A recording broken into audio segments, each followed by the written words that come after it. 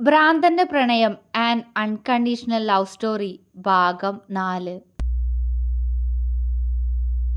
മുന്നിൽ നിൽക്കുന്ന മാളുവിനെ കണ്ട് വിനോദിന്റെ മുഖത്ത് ദേഷ്യം നിറഞ്ഞു. എന്താ? ആരാ? ഈ മുറിന്ന് പോ! അവൻ അവളെ നോക്കി ദേഷ്യത്തോടെ പറഞ്ഞ് തിരിഞ്ഞു നിന്നു. മാളു തറഞ്ഞു നിന്നുപോയി. ആ ഓർമ്മയിലപ്പോ ഒരു തരി പോലും ഞാനില്ലേ? ഗായത്രി ചേച്ചിയുടെ ഒപ്പം കുറച്ചെങ്കിലും സ്ഥാനം. ചേച്ചിയുടെ അത്രയും വേണ്ട, എന്നാലും എന്നെ ഒന്ന് ഓർത്തൂടെ? അവൾ തേങ്ങിപ്പോയിരുന്നു. നിന്നോടല്ലേ പറഞ്ഞ പുറത്തു പോവാൻ? പോ, എന്റെ ഗായു വരൂ ഇപ്പോ. നീ ഏതാ? നിന്നെയൊക്കെ കണ്ടാ ചിലപ്പോ എന്റെ ഗായുന് സങ്കടം വരും. പൊക്കോ. അവൻ അവളെ നോക്കാതെ തിരിഞ്ഞു നിന്ന് തന്നെ പറഞ്ഞു. ഉണ്ണിയേട്ടാ. ഇത്തവണ അവൾ പൊട്ടിക്കരഞ്ഞു പോയിരുന്നു. വിനോദ് ഞെട്ടലോടെ അവളെ തിരിഞ്ഞു നോക്കി. അവൾ അപ്പോൾ മുഖം പൊത്തി കരയുകയായിരുന്നു. അവൻ വല്ലാതായി. അതേ, കരയണ്ടാട്ടോ. പൊയ്ക്കോ ഇവിടുന്ന്. എനിക്കെന്റെ ഗായുനല്ലാതെ ആരെയും കാണണ്ട. അവൻ പതിയെ പറഞ്ഞ് തിരിഞ്ഞു നിന്നു. അപ്പൊ പിന്നെ ഞാനാരാ? ഞാനല്ല ഉണ്ണിയേട്ടന്റെ ഗായു. ഉണ്ണിയേട്ടനല്ലേ നിന്നെ കല്യാണം കഴിച്ചേ? അപ്പോ ഉണ്ണിയേട്ടൻ എന്റെ ഭർത്താവല്ലേ? അവൾ തേങ്ങലോടെ അവനോട് ചോദിച്ചു. അവൻ അവളെ തിരിഞ്ഞു നോക്കി. അവൾ കണ്ണുനീർ തുടച്ചുകൊണ്ട് അവനെ മുഖം ഉയർത്തി നോക്കി. വിനോദിന്റെ മുഖം വിടർന്നു. ഗായു? അവൻ സ്നേഹത്തോടെ വിളിച്ച് അവൾക്കടുത്തേക്ക് പോയി. അവൾ അത്ഭുതത്തോടെ അവനെ നോക്കി. ഗായു, ഇത് നീയായിരുന്നോ? സോറി, വിനോദ് ശ്രദ്ധിച്ചില്ല. അവൻ കുറ്റബോധത്തോടെ പറഞ്ഞ് അവളുടെ തോളിൽ തൊട്ടു. അവൾ അവനെ തന്നെ നോക്കി നിന്നു. അവളെ വഴക്ക് പറഞ്ഞതോർത്ത് സങ്കടപ്പെട്ട് നിൽക്കുകയായിരുന്നു അവൻ. അവന്റെ ചുണ്ടുകൾ വിതുമ്പുന്നുണ്ടായിരുന്നു. അവൾ പതിയെ അവന്റെ കൈയെടുത്തു മാറ്റി. വേണ്ട, എന്നെ ഉണ്ണിയേട്ടൻ തൊടണ്ട. എന്നെ വഴക്കു പറഞ്ഞില്ലേ? എന്നെ മനസ്സിലാവാത്തതുപോലെ പെരുമാറിയില്ലേ? അവള് പറഞ്ഞു. വിനോദിന് സങ്കടം വന്നു. സോറി ഗായു, വിനോദിന് അറിയാത്തോണ്ടല്ലേ. അവനിൽ സങ്കടം. അതെന്താ അറിയാതിരിക്കാൻ? ഞാൻ ഉണ്ണിയേട്ടന് ഗായു അല്ലേ? എന്നിട്ടും എന്നെ മനസ്സിലായില്ലല്ലോ. മാത്രല്ല, എന്നെ ഉച്ചയ്ക്ക് കണ്ടിട്ട് എന്നോട് മിണ്ടിയതുമില്ലല്ലോ. അവൾ സങ്കടത്തോടെ ചോദിച്ചു. അവൻ വെപ്രാളത്തോടെ അവളെ നോക്കി. ഞാനോ? ഞാൻ ഗായുവിനോട് മിണ്ടിയില്ലേ? അവൻ സങ്കടത്തിൽ ചോദിച്ചു. എന്താ, ഉണ്ണിയേട്ടന് ഓർമ്മയില്ലേ? ഉണ്ണിയേട്ടൻ എന്നോട് മിണ്ടിയില്ല. എന്നിട്ട് ഞാൻ ഉണ്ണിയേട്ടനെ ഇപ്പൊ കാണാൻ വന്നപ്പോ ഉണ്ണിയേട്ടൻ എന്നെ വഴക്കും പറഞ്ഞു. ഞാൻ പോവാ, ഇനി വരില്ല ഇങ്ങോട്ട്. എന്നോട് റൂമിൽ നിന്ന് പോവാനല്ലേ പറഞ്ഞ്? ഞാൻ പോവാ. അവൾ പറഞ്ഞുകൊണ്ട് പെട്ടെന്ന് റൂമിന്റെ വാതിൽക്കലേക്ക് നടന്നു. വിനോദിന്റെ കണ്ണുകൾ നിറഞ്ഞു. അവൻ ഓടിപ്പോയി മാളുവിന് പുറകിൽ നിന്നും കെട്ടിപ്പിടിച്ചു. മാളു വിറച്ചുപോയി. അവൻ തേങ്ങിക്കൊണ്ട് അവളെ വീണ്ടും ഇറുകെ പുണർന്നു. മാളുവിന് തന്റെ ശരീരം തളരുന്നത് പോലെ തോന്നി. ഉണ്ണിയേട്ടാ, എന്തേ കാട്ടണേ? വിടന്നേ. അവൾ വെപ്രാളത്തോടെ പറഞ്ഞ് അവന്റെ കൈകളെ വിടിവിപ്പിക്കാൻ ശ്രമിച്ചു. പെട്ടെന്ന് അവന്റെ കണ്ണുനീർ അവളുടെ തോളിൽ പതിച്ചു. മാളു ഞെട്ടിപ്പോയി. അവൾ ബലമായി തന്നെ അവനെ വിടിവിപ്പിക്കാൻ ശ്രമിച്ചുകൊണ്ടിരുന്നു. എന്നാൽ അവൻ അവളുടെ ദേഹത്തുള്ള പിടി വീണ്ടും മുറുക്കിക്കൊണ്ടിരുന്നു. ഉണ്ണിയേട്ടാ വിട്, ഗായുന് ശ്വാസം മുട്ടുന്നു. അവൾ ശ്വാസം കിട്ടാത്തതുപോലെ പിടഞ്ഞു. അവൻ പെട്ടെന്ന് പേടിയോടെ അവളിൽ നിന്ന് അകന്നു നിന്നു. അവൾ അവന് നേരെ തിരിഞ്ഞു നിന്നു. അവൻ ആകുലതയോടെ അവളെ നോക്കുന്നുണ്ട്. സോറി ഗായു, ഇനിയും വിനോട്ട് ഇങ്ങനെ പിടിക്കില്ല കേട്ടോ. വിനോട്ടിനോട് പിണങ്ങല്ലേ. അവൻ കൊച്ചുകുട്ടികളെ പോലെ പറഞ്ഞു. മാളുവിന്റെ ചുണ്ടിൽ പുഞ്ചിരി വിരിഞ്ഞു. ഇല്ല, പിണങ്ങില്ല. പക്ഷേ ഞാൻ പറയുന്ന കാര്യം ഉണ്ണിയേട്ട കേൾക്കണം. അവൾ ഗൗരവത്തോടെ പറഞ്ഞപ്പോൾ അവൻ വിടർന്ന കണ്ണോടെ അവളെ നോക്കി. ഞാൻ കേൾക്കാലോ. ഗായു എന്ത് പറഞ്ഞാലും വിനോട്ടം കേൾക്കാം. എന്നോട് പിണങ്ങാതിരുന്നാൽ മാത്രം മതി. അവൻ പറഞ്ഞു. അവൾ തല കുലുക്കി. ഇത് തന്നെ ഉണ്ണിയേട്ട അനുസരിക്കേണ്ടേ? അവൾ പറഞ്ഞു. എന്ത്? അവന്റെ നെറ്റി ചുളിഞ്ഞു. ഇതന്നെ. ഞാൻ ഉണ്ണിയേട്ടെന്നല്ല വിളിക്കുന്നേ. പിന്നെന്തിനാ ഉണ്ണിയേട്ടൻ എപ്പോഴും വിനോട്ടെന്ന് പറയുന്നേ? ഉണ്ണിയേട്ടെന്ന് വിളിച്ചോട്ടെ ഞാൻ, പ്ലീസ്. അവൾ അവനോട് പുഞ്ചിരിയോടെ ചോദിച്ചു. വിളിച്ചോട്ടോ, അങ്ങനെ തന്നെ വിളിച്ചാൽ മതി എൻ്റെ ഗായു. വിനോട്ടനും. അത്രയും പറഞ്ഞപ്പോഴേക്കും അവൾ അവനെ കൂർപ്പിച്ചു നോക്കി. അല്ല, വിനോട്ടനല്ല, ഉണ്ണിയേട്ടനും അത് തന്നെ ഇഷ്ടം. ഞാൻ മുമ്പ് ഗായുവിനോടത് പറഞ്ഞിട്ടുള്ളതല്ലേ? അവൻ ചോദിച്ചപ്പോൾ അവൾ തല ഉലുക്കി. അവൻ പുഞ്ചിരിച്ചു. അപ്പോ ഇനി പിണക്കൊന്നുമില്ലല്ലോ? അവൻ കണ്ണ് വിടർത്തിക്കൊണ്ട് ചോദിച്ചു. അവളൊരു നിമിഷം ആ കണ്ണിലേക്ക് തന്നെ നോക്കി. പതിയെ ഇല്ല എന്ന് തല ചലിപ്പിച്ചു. അവന് സന്തോഷമായി. അവൻ പെട്ടെന്ന് അവളെ കെട്ടിപ്പിടിച്ചു. അവളുടെ മാറിടം അവന്റെ നെഞ്ചിൽ അമരും വിധം. മാളു ഒന്ന് ഞെട്ടിയെങ്കിലും ഇത്തവണ അവളുടെ കൈകളും അവനെ തിരിച്ചു പുണർന്നിരുന്നു. കുറച്ചുനേരം അവരങ്ങനെ തന്നെ നിന്നു. പതിയെ അവൻ അവളിൽ നിന്ന് അകന്നു മാറി. അവൾ എന്താ എന്ന പോലെ അവനെ നോക്കി. എപ്പോഴും പോണതുപോലെ ഗായു നേരം വെളുത്താ എന്നെ വിട്ടു പോവോ? അവൻ സംശയത്തോടെ ചോദിച്ചു. അവന്റെ കണ്ണുകളിൽ വേദന നിറഞ്ഞു. അവൾ പതിയെ അവന്റെ കവിളിൽ കൈവച്ചു. അവൻ അവളെ തന്നെ നോക്കി. ഒരിക്കലും പോവില്ല. ഞാൻ എന്നും ഉണ്ടാവും ട്ടോ എൻ്റെ ഉണ്ണിയേട്ടൻ്റെ കൂടെ. ഉണ്ണിയേട്ടൻ ഈ ഗായുവിനെ വേണ്ടെന്ന് വെക്കാതിരുന്നാ മതി. നിറഞ്ഞ കണ്ണോടെ അവള് പറഞ്ഞപ്പോൾ അവൻ അവളുടെ കണ്ണുകൾ തുടച്ചു കൊടുത്ത് അവളെ നോക്കി പുഞ്ചിരിച്ചു. ഒരിക്കലും ഉണ്ണിയേട്ടൻ എൻ്റെ ഗായുവിനെ വേണ്ടാന്ന് പറയില്ല ട്ടോ. അവൻ അതേ പുഞ്ചിരിയോടെ തന്നെ അവളോട് പറഞ്ഞു. അവളും അവനെ നോക്കി പതിയെ പുഞ്ചിരിച്ചു. ഗായു, ഉണ്ണിയേട്ടന് ഉറക്കം വരുന്നു, അവൻ ക്ഷീണത്തോടെ പറഞ്ഞു. രാത്രിയിലെ മരുന്ന് കഴിച്ചാൽ അവന് പെട്ടെന്ന് ഉറക്കം വരുമെന്ന് അമ്മ കുറച്ചു മുന്നേ പറഞ്ഞിരുന്നു. അവൾ ചിന്തിച്ചു. അപ്പോ എൻ്റെ ഉണ്ണിയേട്ടന് പാല് വേണ്ടേ? അവൾ പാൽ ഗ്ലാസ്സിലേക്ക് ചൂണ്ടിക്കൊണ്ട് അവനോട് ചോദിച്ചു. വേണ്ട, ഗായു കുടിച്ചോ, എനിക്ക് ഉറക്കം വരുന്നു, അവൻ ക്ഷീണം നിറഞ്ഞ കണ്ണോടെ പറഞ്ഞു. എന്നാ ഉണ്ണിയേട്ടൻ ഉറങ്ങിക്കോ, അവൾ ബെഡിലേക്ക് ചൂണ്ടിക്കൊണ്ട് പറഞ്ഞു. ഞാൻ ഉറങ്ങിക്കഴിയുമ്പോൾ ഗായു പോവില്ലല്ലോ, അവൻ വീണ്ടും ചോദിച്ചു. എവിടെയും പോവില്ല, ഞാൻ ഞാൻ ഞാൻ ഉണ്ണിയേട്ടൻ്റെ കൂടെ കിടന്നോട്ടെ, അവൾ വിക്കി വിക്കി ചോദിച്ചു. കിടന്നോ, അവൻ സന്തോഷത്തോടെ പറഞ്ഞുകൊണ്ട് വേഗം ബെഡിൽ പോയി കിടന്നു. അവൾ ലൈറ്റ് ഓഫാക്കി ഡിം ലൈറ്റ് ഇട്ട് അവൻ്റെ അടുത്തു പോയി വെപ്രാളത്തോടെ അകന്നു കിടന്നു. അവൾ അടുത്തു വന്ന് കിടന്നതും അവൻ പെട്ടെന്ന് അവൾക്കടുത്തേക്ക് നീങ്ങിക്കിടന്ന് അവളുടെ വയറിലൂടെ കൈ ചുറ്റിപ്പിടിച്ചു. മാളു നടുക്കത്തോടെ അവനെ നോക്കി. പക്ഷേ വിനോദ് അത് ശ്രദ്ധിക്കാതെ അവൾ അങ്ങനെ തന്നെ ചുറ്റിപ്പിടിച്ചുകൊണ്ട് അവളുടെ മാറിലേക്ക് തല വെച്ച് കിടന്നു. മാളു ഒന്നാകെ വിറച്ചുപോയി. അവൾ അവനെ മാറ്റാൻ ശ്രമിച്ചു. ഉണ്ണിയേട്ടാ, മാറിക്കിടക്ക്, അവൾ പറഞ്ഞു. എന്നാൽ അവൻ്റെ ഭാഗത്തു നിന്നും മറുപടി ഒന്നും ഇല്ലായിരുന്നു. അവൾ പതിയെ അവളുടെ നെഞ്ചിലേക്ക് നോക്കി. അവിടെ ഒരു കൊച്ചു കുഞ്ഞിനെപ്പോൽ പതുങ്ങിക്കിടന്ന് ഉറങ്ങിയിരുന്നു അവനപ്പോഴേക്കും. അവളുടെ കണ്ണുകളിൽ വാത്സല്യം നിറഞ്ഞു. അവൾ അവനെ ഒന്നുകൂടി അവളുടെ മാറിലേക്ക് ചേർത്തു പിടിച്ചു. അവൻ്റെ നിശ്വാസം ശരീരത്തിൽ തട്ടുമ്പോൾ മാളു വിറയ്ക്കുന്നുണ്ടായിരുന്നു. പക്ഷേ അവനെ തള്ളിമാറ്റാൻ കഴിയുന്നില്ല അവൾക്ക്. അവളുടെ ഹൃദയത്തിൽ അവനായി അവൾ ഒരിടം നൽകി കഴിഞ്ഞിരിക്കുന്നു. ഇത്ര വേഗം അവനെക്കുറിച്ച് ഹരിയിൽ നിന്നും അറിഞ്ഞ കാര്യങ്ങൾ, അവൻ്റെ പ്രണയം, അതെല്ലാം അവളെ വല്ലാതെ സ്വാധീനിച്ചിരിക്കുന്നു. ഉറക്കത്തിൽ അവനും അവളെ ഒന്നുകൂടി ചേർത്തു പിടിച്ചു. വരാനിരിക്കുന്ന നാളുകൾ തങ്ങളുടെ പ്രണയത്തിനു വേണ്ടി മാത്രമുള്ളതാകുമെന്നറിയാതെ വിനോദും മാളുവും പരസ്പരം പുണർന്നുകൊണ്ട് നിദ്രയെ പുൽകി. രാവിലെ ആദ്യം ഉണർന്നത് മാളു ആയിരുന്നു. അവൾ പതിയെ കണ്ണു തുറന്ന് ചുറ്റും നോക്കി. അപ്പോഴാണ് അവൾക്ക് ഇന്നലെ നടന്ന കാര്യങ്ങളെല്ലാം ഓർമ്മ വന്നത്. അവൾ പെട്ടെന്ന് അവളുടെ നെഞ്ചിലേക്ക് നോക്കി. അവനിപ്പോഴും അവളെ കെട്ടിപ്പിടിച്ചുകൊണ്ട് അവളുടെ മാറിൽ തന്നെയാണ് കിടക്കുന്നത്. അവൾ സ്നേഹത്തോടെ വിനോദിനെ നോക്കി. അവനെ അങ്ങനെ നോക്കി കിടക്കാൻ തോന്നിപ്പോയി അവൾക്ക്. പതിയെ അവളുടെ കണ്ണുകൾ ക്ലോക്കിലേക്ക് പോയി. സമയം 6 മണി ആവുന്നതേയുള്ളൂ. മാളു പതിയെ അവൻ്റെ മുഖം അവളുടെ മാറിൽ നിന്നും എടുത്തു മാറ്റാൻ ശ്രമിച്ചു.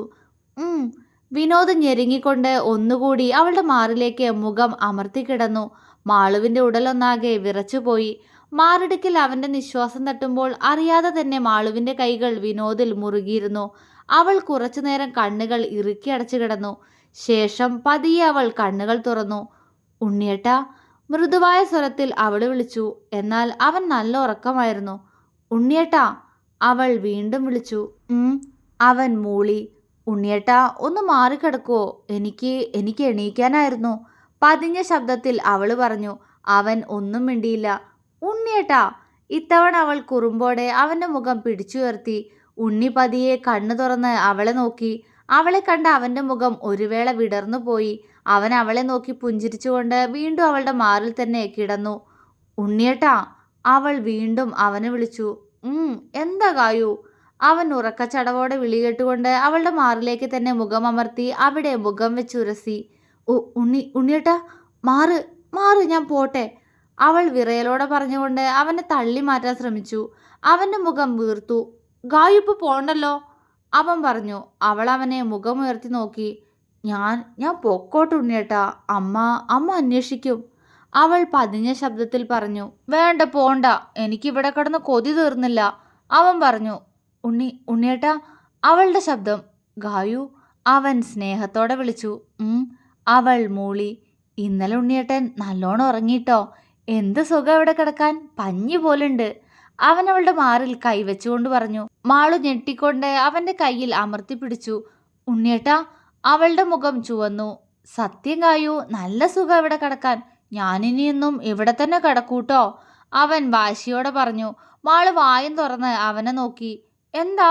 അവൻ മുഖം വീർപ്പിച്ച് ചോദിച്ചു. എന്ത്? ഒന്നുമില്ലല്ലോ, അവളും പറഞ്ഞു. അവനിൽ അപ്പോൾ നിറഞ്ഞു നിന്നത് അവളോടുള്ള സ്നേഹം മാത്രമായിരുന്നു. അവൻ്റെ ഗായുവിനോടുള്ള നിഷ്കളങ്കമായ സ്നേഹം. ഗായു, അവൻ വിളിച്ചു. അവൾക്ക് മൂളാൻ മാത്രമേ സാധിച്ചുള്ളൂ. ഗായുവിന് ഉണ്ണിയേട്ടന് പേടിയുണ്ടോ? അവൻ അങ്ങനെ തന്നെ കിടന്നുകൊണ്ട് അവളോട് ചോദിച്ചു. മാളു അവനെ സംശയത്തോടെ നോക്കി. അവൻ അപ്പോഴും അവളുടെ മാറിൽ തന്നെ കിടക്കുകയാണ്. അവളുടെ കൈകൾ പെട്ടെന്ന് അവന്റെ തലമുടിയിലൂടെ മൃദുവായി ചലിച്ചു. എനിക്കെന്തിനാ എൻ്റെ ഉണ്ണിയേട്ടനെ പേടി? അവളുടെ ശബ്ദവും പതിഞ്ഞിരുന്നു. അവൻ പെട്ടെന്ന് അവളെ മുഖമുയർത്തി നോക്കി. അവൾ എന്താ എന്ന പോലെ അവനെ നോക്കി. അപ്പോ നിനക്കെന്നെ ഒട്ടും പേടിയില്ലേ ഗായു? അവൻ വിടർന്ന കണ്ണോടെ ചോദിച്ചു. അവളുടെ നെറ്റി ചുളിഞ്ഞു. എന്തിനാപ്പം ഇങ്ങനെ ചോദിക്കണേ? എനിക്കെൻ്റെ ഉണ്ണിയേട്ടന് ഒട്ടും പേടിയില്ല, അവൾ പറഞ്ഞു. അവന്റെ മുഖം വിടർന്നു. അവൻ പെട്ടെന്ന് ഉയർന്നു വന്ന് അവളുടെ കവിളിൽ അമർത്തി ചുംബിച്ചു. അവന്റെ മീശയിലെയും താടിയിലെയും രോമങ്ങൾ അവളെ കുത്തി നോവിച്ചു. അവൾ വിറച്ചുപോയിരുന്നു. അവളുടെ കൈകൾ അവന്റെ പുറത്തമർന്നു. ആദ്യമായി അറിയുന്ന പുതുവികാരങ്ങൾ. ഉണ്ണിയേട്ടാ, അവൾ അവനെ വിളിച്ചു. അവൻ മൂളിക്കൊണ്ട് ഒന്നുകൂടി അവളുടെ കവിളിൽ ചുംബിച്ച് അവളുടെ മുഖത്തേക്ക് നോക്കി. മാളുവിന്റെ കണ്ണിൽ നിറഞ്ഞു നിന്നത് വിനോദിനോടുള്ള കത്തുന്ന പ്രണയമായിരുന്നു ആ നിമിഷം. അവൾ പ്രണയത്തോടെ അവനെ നോക്കിക്കിടന്നു. അവൻ അവളെ നോക്കി പുഞ്ചിരിച്ചു. അവളുടെ ചുണ്ടിലും ഒരു പുഞ്ചിരി പ്രത്യക്ഷപ്പെട്ടു. പക്ഷെ ആ പുഞ്ചിരിക്ക് നാണത്തിന്റെ മേമ്പൊടി ഉണ്ടായിരുന്നു. ഗായു, അപ്പോ എന്റെ ഗായുവിന് എന്നെ പേടിയില്ല അല്ലേ? അവൻ സന്തോഷത്തോടെ ചോദിച്ചു. അവളുടെ മുഖം വീർത്തുപോയി. ദേ ഉണ്ണിയേട്ടാ, എന്നെ ദേഷ്യം പിടിപ്പിക്കില്ലേട്ടോ. ഞാൻ പറഞ്ഞതല്ലേ എനിക്ക് ഉണ്ണിയേട്ടനെ പേടിയില്ലാന്ന്. പിന്നെന്തിനാ അത് തന്നെ ചോദിക്കണേ? അവള് ചോദിച്ചു. അതോ, ഇവിടെ ഒരു പെണ്ണ് വരാറുണ്ട് കേട്ടോ. അവളുണ്ട്, പിന്നെ ഒരു തള്ളയുണ്ട്. അവരെന്നെ ഭ്രാന്തെന്നാ വിളിക്കുക. എന്നെ പേടിയാത്ര അവർക്ക്. ഞാൻ അവരെ ഉപദ്രവിക്കുന്ന്. അവൻ പറഞ്ഞുകൊണ്ട് അവളെ നോക്കി. മാളുവിന്റെ കണ്ണുകൾ നിറഞ്ഞു. അപ്പച്ചിയുടെയും ഗൗരിയുടെയും കാര്യമാണ് അവൻ പറയുന്നതെന്ന് അവൾക്ക് മനസ്സിലായി. അവൾ പെട്ടെന്ന് അവന്റെ മുഖം കയ്യിലെടുത്തു. അവൻ എന്താ എന്ന പോലെ അവളെ നോക്കി. മാളു അവന്റെ മുഖം പിടിച്ചു താഴ്ത്തി അവന്റെ നെറുകയിൽ ആദ്യമായി ചുംബിച്ചു. അവന്റെ മുഖം സന്തോഷത്താൽ വിടർന്നു. അവൾ അവന്റെ കണ്ണിലേക്ക് നോക്കി. എൻ്റെ ഉണ്ണിയേട്ടന് ഒരു കുഴപ്പമില്ല കേട്ടോ. അവര് വെറുതെ ഉണ്ണിയേട്ടനെ വിഷമിപ്പിക്കാൻ പറയുന്നതല്ലേ. എൻ്റെ ഉണ്ണിയേട്ടൻ അതൊന്നും ഓർത്ത് വിഷമിക്കല്ലേ. ഞാനില്ലേ? അവൾ സ്നേഹത്തോടെ പറഞ്ഞു. ഇല്ലാട്ടോ, എനിക്ക് വിഷമമൊന്നുമില്ലല്ലോ. അവര് പറഞ്ഞ ഒരു കാര്യം സത്യല്ലേ, പിന്നെന്തിനാ ഞാൻ വിഷമിക്കുന്നേ? പെട്ടെന്ന് അവന്റെ കണ്ണിൽ കുസൃതി. അവൾ അന്തം വിട്ട് അവനെ നോക്കി. എന്താ കായു ഇങ്ങനെ നോക്കണേ? സത്യ, ആ പെണ്ണും തള്ളയും ഇടയ്ക്കൊക്കെ വരുമ്പോ ഉണ്ണിയുടെ അമ്മയോട് പറയണത് ഉണ്ണി കേട്ടിട്ടുണ്ടല്ലോ. ഞാൻ ഭ്രാന്തനാണെന്ന് പറയുന്നത്. അവൻ അവളോട് പറഞ്ഞു. അവന്റെ ഉണ്ണിയുടെ അമ്മ എന്ന വിളിയിൽ അവൾക്ക് ചിരി വന്നെങ്കിലും ബാക്കിയുള്ളത് കേട്ടപ്പോൾ അവൾക്ക് ദേഷ്യവും സങ്കടവും വന്നു. എന്നിട്ട്? അവൾ വേദനയോടെ ചോദിച്ചു. എന്നിട്ടോ? ഉണ്ണിയുടെ അമ്മ കരയാറുണ്ടല്ലോ. ഒരീസം അവളില്ലേ, അവളിവിടെ വന്നപ്പോൾ അവളെ ഞാൻ തല്ലി, മുടി പിടിച്ച് വലിച്ചു. അതിനുശേഷം അവളെ ഞാൻ കണ്ടിട്ടില്ലല്ലോ. അവൻ ചിരിയോടെ പറഞ്ഞു. മാളുവിന്റെ ചുണ്ടുകൾ കൂർത്തു. അപ്പുണ്ണിയേട്ടൻ ഗൗരിയെ തല്ലിയോ? അവൾ അത്ഭുതത്തോടെ ചോദിച്ചു. ഗൗളിയോ? അതാ അവളുടെ പേര്? അവൻ ചോദിച്ചു. ഗൗളിയല്ല ഉണ്ണിയേട്ടാ, ഗൗരി. അവൾ ചിരിയോടെ പറഞ്ഞു. ഞാൻ അങ്ങനെ തന്നെ പറയൂ. അവൻ മുഖം വീർപ്പിച്ചു. അവൾ ചിരിച്ചുപോയി. ഉണ്ണിയേട്ടൻ എന്താച്ച വിളിച്ചോ, പക്ഷേ പിന്നെ അവൾ ഇങ്ങോട്ട് വന്നിട്ടില്ല എന്ന് ഉണ്ണിയേട്ടൻ എങ്ങനെ അറിയാ? അവൾ സംശയത്തോടെ ചോദിച്ചു.